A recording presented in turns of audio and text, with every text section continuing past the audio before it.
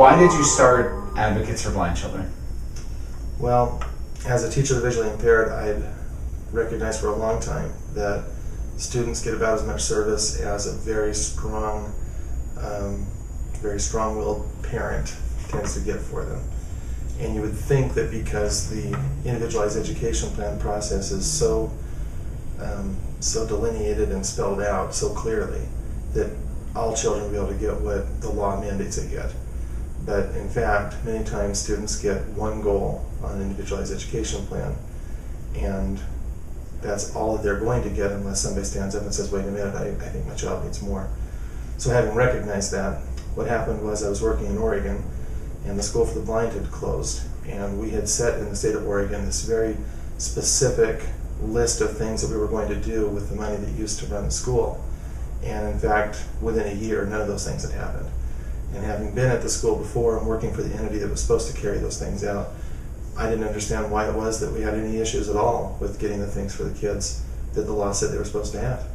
So I went to work to try and get those things for those students. And if parents contacted me, I told them what they needed to know to find out what they had to have to be able to get those services. And as a result, ended up not working for that entity anymore because they fired me for what I was doing. So tell me about how did that happen, that you got fired for teaching kids, right? For wanting things for kids. So, well, originally I think what happened was the group that took over the contract for the Blind and Visually Impaired Student Fund in Oregon may have been well-intentioned in the beginning, but I don't think they really knew what they were supposed to do.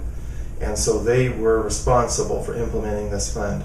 It was new to everyone. So the legislature had passed the law, and within months, the people that were supposed to run it really didn't know they were supposed to be doing it. So I went to work for them thinking I was going to help implement this new law, and that we were going to have enhanced services was the standard. We had to enhance the individualized education plan for every blind or visually impaired student in the state of Oregon. That was the legal standard that was set. And so I went to work to do that, and ran afoul of the administration right away because they didn't understand why it was I was trying to improve services for the kids. They were accustomed to this very set system that an individualized education plan team is formed.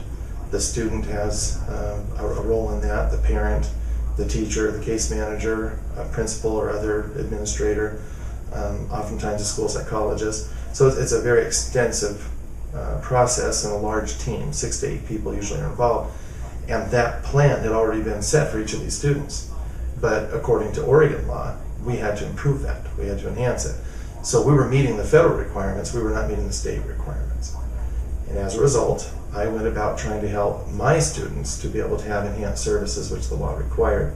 And every time I tried to add services for a student, then I ran afoul of the administration. So how did it make you feel when you had students who you were just trying to get good services for?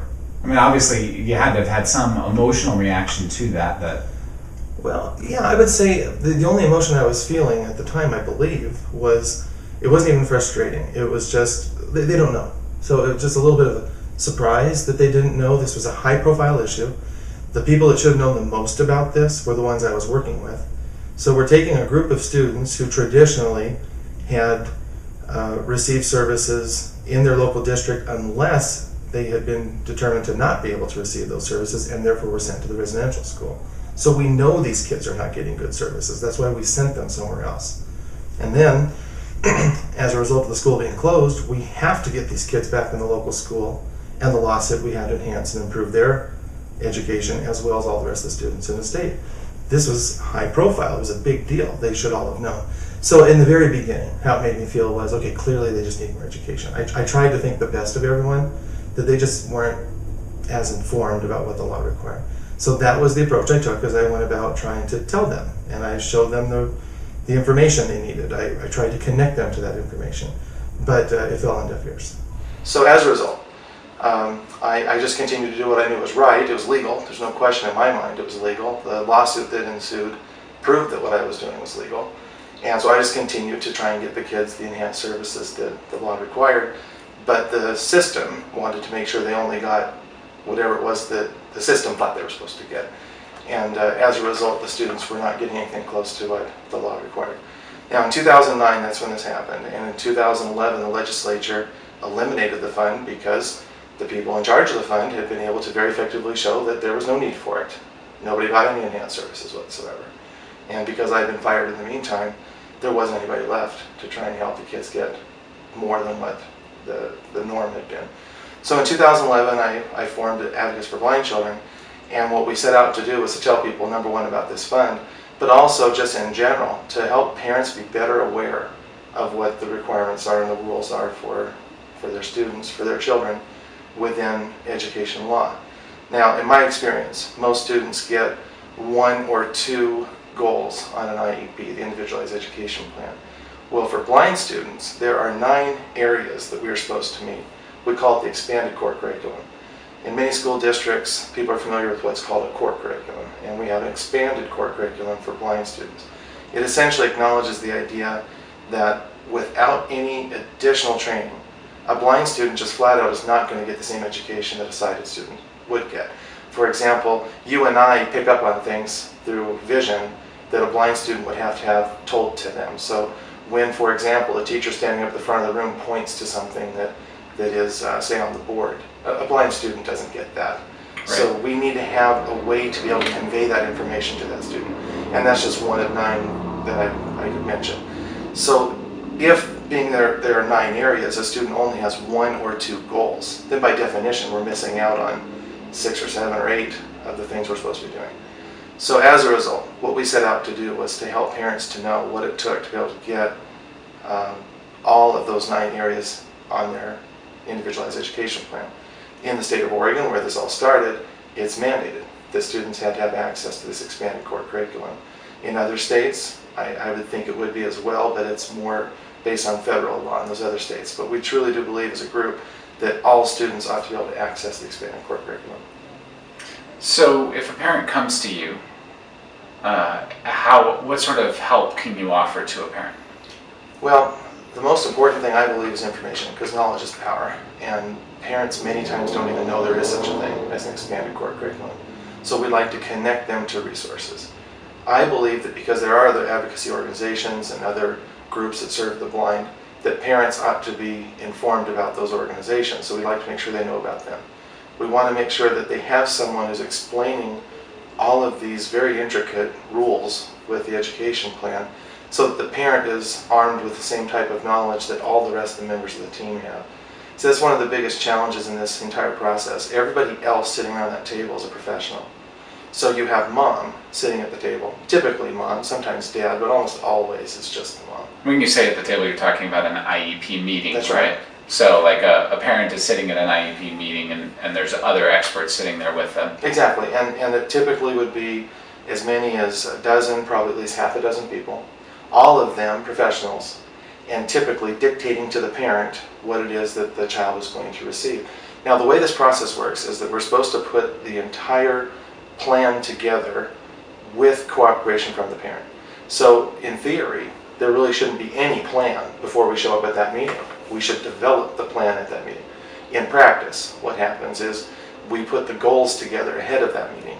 And in order to make it legal, everyone puts draft on it. They stamp draft or they write draft on the goal sheet. And we develop those goals ahead of this meeting. And then we come in and present it to the parent, where the parent then typically just nods and says, okay, that sounds great. Because the design of this is that the parent's supposed to be participating in that, then if you were to do it that way, you certainly ought to at least sit and discuss these goals and get the parent input. So what we do is we put, and this is also mandated, we put a place for parent concerns on this individualized education plan. And typically, what we'll do is say the parent has no concerns at this time. Because we brought it all to the mom, we're all the experts, all these professionals sitting around the table. We tell mom what it is that we're going to do for her child. She's very appreciative. Many times these parents are young, very often less educated, especially considering that there's a higher percentage of people from a lower socioeconomic status in special education. The parent sits there and is very appreciative. Many times it's a cultural thing too. We have a large percentage of people that are not maybe monolingual, and they don't speak English. And if they're monolingual Spanish or another language, they're relying on an interpreter. And so they're kind of being dictated to. They're being told what we're going to do for the child. And that's not what the law says that this plan is supposed to do. We're supposed to be doing this as a team. So if you come into that meeting, you already have all your goals written ahead of time, and all we're really doing at the meeting is rubber stamping, which is very typical, then it's very common that if we decided to give 1 or 2 areas of service, that's what the kid will get. And I know some about other areas as well, because many times I work with kids who are blind but also have other impairments, but my specialty is working with the blind. And so for children who are blind or low vision, they should have all 9 of those areas addressed. And if it turns out that 3 or 4 or 5 of them, the child is already doing fine, then we would address that and say there's no need for a goal at this time. But that should only happen through this process with parent involvement and proper assessments to be able to show that. Now, recently, what has happened is that the Department of Education has put out a mandate to schools all across the country that just one of these areas, for example, is literacy, so reading instruction. And what we use is called learning media assessment. It's a way for us to determine what would be the most appropriate way for this child who's blind or low vision to be able to learn how to read. Now, with a sighted student, it's very clear. We teach them to use print. We used to teach cursive. We don't teach cursive much anymore. But we teach them how to handwrite. We teach them eventually how to read letters that are typed. And that is the medium for learning. And so that's standard. But with a blind student, there are other options we have to consider. First of all, it may be that because they're low vision that they could still read print. So let's assess that and see if print is an option. In which case it would typically be large print. It may be that we have to have different contrast. It could be that we have to have perhaps a different pitch at the table using a slant board, something to help the student to be able to accommodate their need for enhanced help because of the fact that they're low vision. If the child's blind, that's not even an option. So then that means that we're down to 2 options. Either Braille, using tactile, because they can't use visual, or audio. Now, personally, I'm concerned about the fact that many times, because it's so much easier, what we'll do is we'll say, this student is an audio learner. The student can't use print because they can't see, and for whatever reason, we're not going to teach them Braille. And what happened here with this directive from the Department of Education is they were showing that, or they found that many times we were dismissing Braille as an option. And in my opinion, and many others, many experts' opinion, they would say it's because it's so hard to teach Braille. Fewer and fewer people know how to teach it. Very few people can read it. It used to be so hard to be able to access it. And for that reason, there's a very low percentage of people who are blind who can read who can read Braille. The National Federation of the Blind is really concerned about that, because what they've been able to show is that of those who are employed among the population who are blind, a large percentage of them can read Braille. Why aren't kids taught Braille? Well, primarily it's hard to teach. You have to typically pull the child out away from the rest of the class. The rest of the class isn't learning Braille. So the traditional method would be just to remove them from the class so that they could have an hour of instruction learning the code. Now, being that the teacher in the classroom doesn't know Braille, then what would typically happen is you have to have a teacher of the visually impaired who would come in and teach. And that doesn't always happen. Most schools would be able to access a teacher of the visually impaired, but because there's only one student, let's say, in that entire school or district, then that requires a teacher who comes and then moves on to another school. So as a teacher of the visually impaired, I've been an itinerant most of my career. I've bounced from school to school to school. That, by the nature of it, makes it so that you only have access to that teacher for a short period of time. And if that one blind student in the entire school district or the entire school has a teacher teaching Braille once per week, once per day if you're lucky, but only for an hour perhaps at a time, that means that that child's not getting the same level of instruction as all the rest of the students who can be taught continually because the teacher is sighted and is very accustomed to teaching sighted students. So as a result, most of them don't get the same level of instruction as the rest of the students, and very typically a very good Braille reader will probably read much slower than somebody might read in print, even though they really should be able to read, if not at the same level, close to it, and good Braille readers do. Because you've invested a lot into making Advocates for Blind Children happen. Yeah. Both financially, time-wise, emotionally. What is it that's driving you to make that happen? Well, I truly believe that we can do better. And in my opinion, right now there are the tools out there to make it so that students can access Braille early on. Like, for example, transcription programs that make it so that you could have a parent at home with their child learning to read, and it's in Braille and print at the same time. You just put print right over the Braille. And that's just empowering when a parent can sit down with their child and know what it is the child's reading. In the past, we have had some books that were Braille with an overlay in print, but those are hard to produce. And so then you have to rely on a library, a Braille library. Most states have them, but that means it has to be shipped to the parent, and it takes time. You have to return it, and bring more a week later. Well, there's that delay. And so then what happens is the child is not doing the same thing at home that was being done at school. The average kid brings the book home and reads it with their parents. We don't have that typically with Braille. But the technology exists to be able to do that. And in fact, we have what's called a refreshable Braille display. That's really exciting because it's been around for a long time. Can you say that again? It's a refreshable? Refreshable Braille display. Okay. Yeah, and a refreshable Braille display makes it so that anything that's available in print could be made available in Braille in real time. So the parent could be reading something in print while the child's reading it in Braille at the same time.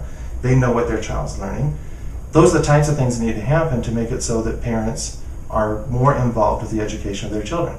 Now, consider, for example, where in Oregon they closed the school for the blind. One of the criticisms was that parents weren't involved in the education of blind children because we shipped the kids off to a residential school. Well, in some cases, that is the best environment, in the opinion of not just the parents, but the professionals.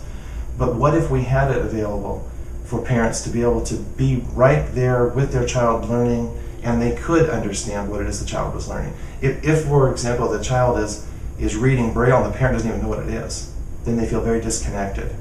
And no wonder they end up feeling like it would be better for my child to go where people could read Braille. And that's how we've been doing it for 100 years at least. So then advocates for blind children can come in with a parent, and really the goal of advocates for blind children is to say, let's sit down with a parent before the IEP meeting or in the IEP meeting? Absolutely before. The hope would be that first of all, we'd identify the parents and find out if they'd like support. Then get to know the family, get to know the needs of the child. And as we learn what the parents are hoping to be able to expect from the education, then we can start to discuss the possibilities that are out there, what type of resources there are. When we sit down at the meeting, already having planned ahead of time and discussed what the meeting's going to be like, then you have a more informed parent involved in that process. Knowing that all the rest of the people there are very informed because they're professionals, it just stands to reason that it'd be better for the child if the parent was more informed. And typically what happens, and this is kind of a cynical thing to say, but typically the more informed parents end up running into more roadblocks at that meeting. And professionals struggle with the more informed parents. It should not be that way. If a parent is really well informed and can help the child to get what the child deserves, then the entire team ought to welcome that. And of course, some are better than others. There are some teams that I'm sure really enjoy having a really well-informed parent.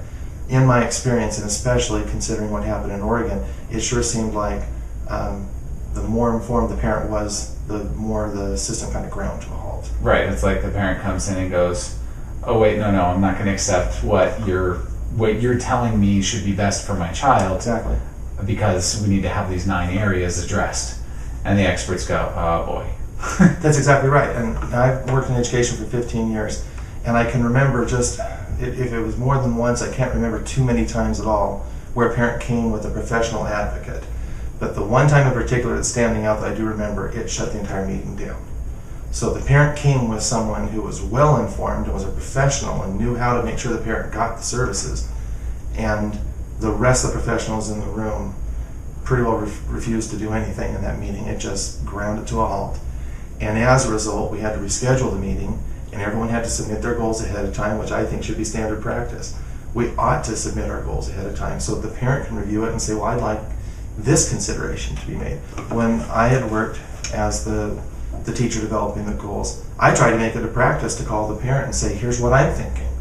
And I'd send it ahead of time.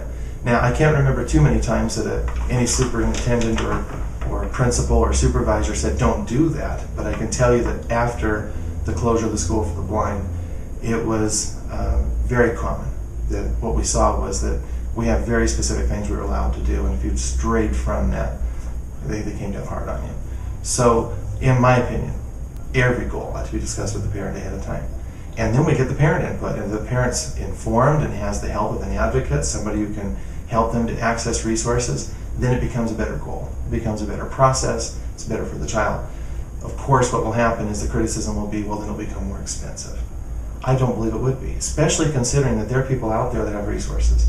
And what if we can connect to those organizations? I mean, there are groups like Lions Clubs and the Elks, organizations that want to be able to help. So let's connect through those types of organizations to resources, and let's find out if there are things out there that students could benefit from. So for example, again, using the state of Oregon as an example, they have a multi-million-dollar fund. That's a resource. What if we can connect parents to that? Do other states have something like that? What would we be able to find in other states to be able to help parents to be able to better access resources for their children? And generally speaking, because the National Federation of the Blind, just to name one organization, has stated that the average person who's blind when they become an adult does not get gainful employment, we clearly must be able to do better. So when the student graduates from school and likely can't even get a job, there's been something going on that's causing these children to not be able to have as fair an opportunity as other students have. And that's what we're looking to be able to correct. Cool. What kind of work do blind people do? They can do anything. Just about anything. I have a student in Obviously, they're not flying fighter jets. But you know what? They can fly airplanes. And there's a gentleman that landed an airplane, blind, landed all on his own. And if you think about it, pilots have to be able to land in fog. So if they can land it in the fog, not being able to see, why couldn't a blind person do that? But it's true, they aren't given driver's licenses and so forth. But with some reservation, I like to say that a blind person should be able to do just about anything. And I won't be the one to tell that blind person, I'm sorry, but you can't do that. Because there will be a day when automobiles will drive based on voice command, I'm quite sure. I know that we're getting there. And so why couldn't a blind person be the one to drive the car? What if a blind person creates that? So just to name a few, like for example, a gentleman that didn't allow his low vision or visual impairment to get in his way was the founder of E-Trade. His name is Bernard Newcomb. And he went on to, he became a multimillionaire. And there's so many others. I mean, there are famous people in music, Stevie Wonder and Ray Charles and others. I don't know why anybody would like to tell a blind person that, there's these things you can do, but you can't do those. So I believe they could do anything that they decided they wanted to do. Great. So for a child who has a visual impairment, but not necessarily blind, I mean, you and I worked together in a school where there was a child who had a visual impairment, right. But he wasn't blind. But what do you see normally happen when a child isn't necessarily completely blind, but has some sort of visual impairment? Well, the very first thing that I'm concerned about is that because they're so different, then that makes them different, they end up being distanced. What's the word for that? They're separated somewhat from their peers. Many times they're mocked by their peers. That's a concern as well, because children, when they don't understand something, they tend to become a little bit cruel. So there's a concern there that we have to be able to help them through that. But what usually happens is they aren't included in the traditional educational process because it's challenging. Like a student who's low vision needs to have, let's say, a closed circuit television. Maybe they need to have things blown up all the time. And kids don't want to be the only one reading the large print book. It almost looks to some kids like, well, that kid isn't as good a reader, so he has to use the large print book. And that happens all the time. I hear from kids they don't want to use it, in which case they end up just not reading because they can't read the small print. So we could do better as a society. I think we're getting there, where we're doing a better job of accepting people with different levels of ability. But when it comes to low vision, there's just a whole host of things that could potentially help a student to be able to have access to a typical curriculum. We do a decent job of that, but again, parents are many times dictated to what their kids can get. And I think that we as a society owe more to the people who are struggling through these challenges. And I think we ought to, because the resources are there, do a better job of helping them to access it. What sort of technology has come about that you have found interesting that's been able to help either blind or visually impaired children in particular? Well, I'm so fascinated by the fact that many forms of technology that were not designed to help someone who's blind or low vision is accessible. So I'll just name one. Tablets, tablet computers. Where I remember the first time I saw my little 2-year-old granddaughter take something and go like this, and she was making it bigger and so forth. That just fascinated me. And she could do that at 2 years old. Well, if you're blind and you can touch something and it responds to you, and if you can swipe something and you get to another page, that is very accessible. So just as an example of one product out there, like an iPad, In 2008, I saw a demonstration of how blind or low vision people can use an iPad. Very much the same that anyone who sighted would be able to use. And unfortunately, what that in 2008 did is it caused this distress about whether or not we were going to have to fund the cost of these for kids. Well, I don't even know why that would even come up. You know, a kid who's sighted has their parents buy it for him. I would think that a blind child could have their parents buy it too. But there was a time, and again, particular to the state of Oregon, where we were trying to tell people about it, and that was shut down for fear that, you know, they might have to purchase it, and the schools would have to purchase it. So I think that does tend to happen. There are great things out there that the teachers know about, but the parents don't learn about. I think that we as a society have done a remarkable job with being able to create opportunities, but what if a person never learns about it? So I think in schools, when they know that there's something like an iPad that can be accessible, we ought to make that a part of the curriculum. That's just one example. When we talk about Braille, Braille is raised dots on paper, on a hard tactile surface, but you can do it with a little plastic dot that raises up called refreshable Braille display. They're typically only, you know, perhaps yay big, and a person could read very quickly, and after they read one line, then it switches to another line. And so that's a form of technology that's been around for a very long time. But what's exciting about it is that you can take something that appears on a computer screen and just convert it over to refreshable Braille. You could have a picture that now just about every picture, I suppose, I'm talking a little over my head because I don't know everything about the internet, but it seems that pictures have some kind of little description on them. And so when I scroll across a picture, there's some little word description of it. That could be turned into Braille just immediately. So that the person who is blind or low vision, who cannot read or see, I'd rather say see, they can't see the picture, they can read the description of the picture. So take something like, say, a smartboard. Smartboard is in a school, and the history teacher is teaching a lesson about Napoleon. And she reaches up to the board and taps on it, and it changes the slide. And then there's something she can drag across and show something that was going on, let's say the Battle of Waterloo. Well, all that's going on is very visual. And the student who's blind is sitting in the class not knowing any of that's going on. But because we can use Bluetooth technology, wireless, to send it from the board to the student's individual handheld device, they'd be able to read that the picture up on the board is of Napoleon at the Battle of Waterloo, let's say. And as the teacher's, what's the word? The teacher is oh Mensch,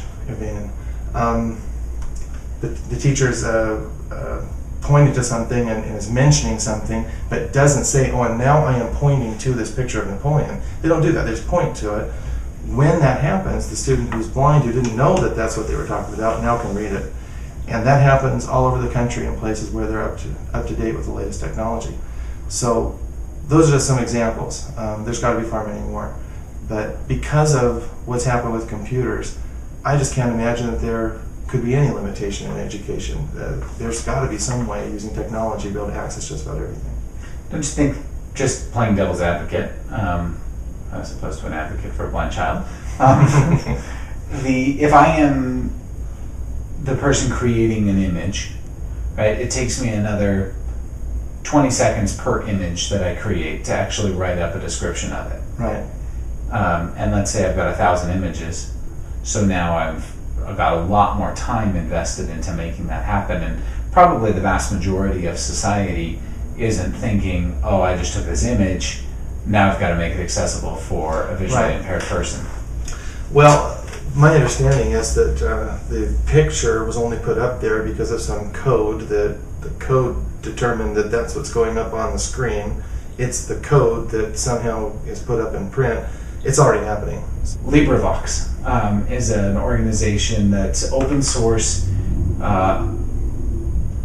books that maybe are now in the public domain. Right. And it's a whole organization of people all around the world who agree, yep, I'm going to read that book and give you the audio recording for free. Exactly. I've heard about that. So there might be some sort of thing that advocates could do going forward, even to get volunteers to just write descriptions for images. Exactly. There's already a great organization for doing talking books, the Talking Books and Braille service. That very type of thing could happen. I know that there's already a good number of already described images that are out there, and it would take just a moment for a teacher to be able to pick and choose the ones I would think that would make it so it'll be accessible. But to the extent that it's available now, we should be implementing it. If it's not quite available yet, then let's go out and create more. But as a teacher of the visually impaired, that would be my responsibility to make sure that the teacher had the resources necessary to be able to help that student to be able to access it. I recall before I learned about some of the things that were coming out with refreshable braille displays and so forth, or refreshable tactile displays, that I had to do things like, for example, take a pegboard to be able to describe a math problem to a student. And I have to have the student be able to feel the pegs and put them into almost like a night bright kind of a thing, where you put the peg into this grid. And that was it was a good method, but it wasn't very portable, and it certainly wasn't high tech. And yet there were all kinds of things that were being developed, and now there are, for example, really great tactile graphic programs. One of them that comes to mind is a company called View Plus, and they could take just about any picture, a two-dimensional picture, and turn it into a graphic that a person could feel the texture of.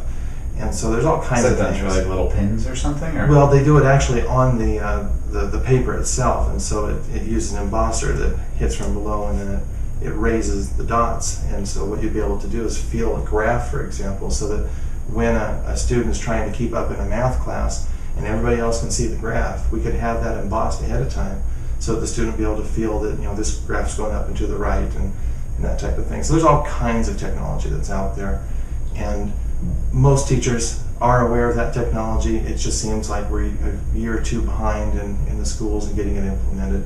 Do you think most, you're not saying most classroom teachers, you're saying most teachers who are actually...